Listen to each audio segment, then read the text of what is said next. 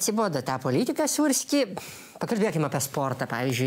Tai kad normaliai plaukiam, ką čia kalbėti. Apiplaukiam rusus, apiplaukiam amerikonus, aplenksim ir Usainą Boltą.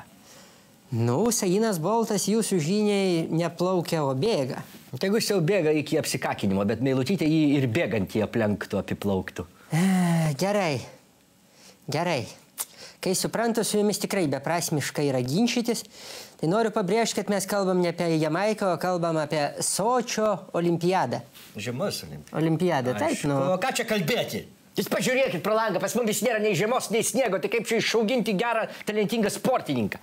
A jūs girdėjot, kad rimti vakarų šalių vadovai nevažiuoja į Sočio olimpiados atidarimą? Sako, nebus nei Prancūzijos prezidento, nei Vokietijos, nei Amerikos. Dėl to, kad nesportiški. Dėl gėjų teisių Rusijoje. Vat įdomu, mūsų prezidentė važiuos ar nevažiuos ten į tą Sočį?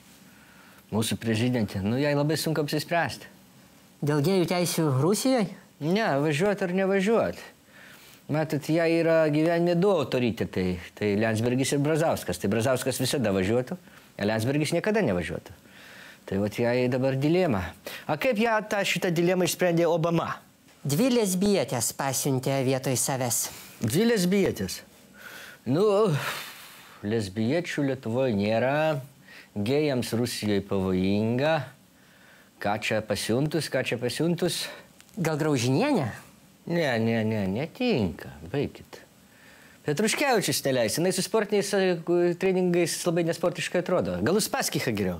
A kokia nauda? Lietuvai jokios, aišku, bet Uspaskichui bus naudinga pasimokinti, kaip galima pavogti pinigus iš valstybės per olimpinės statybas ir nesėsti kalėjimą.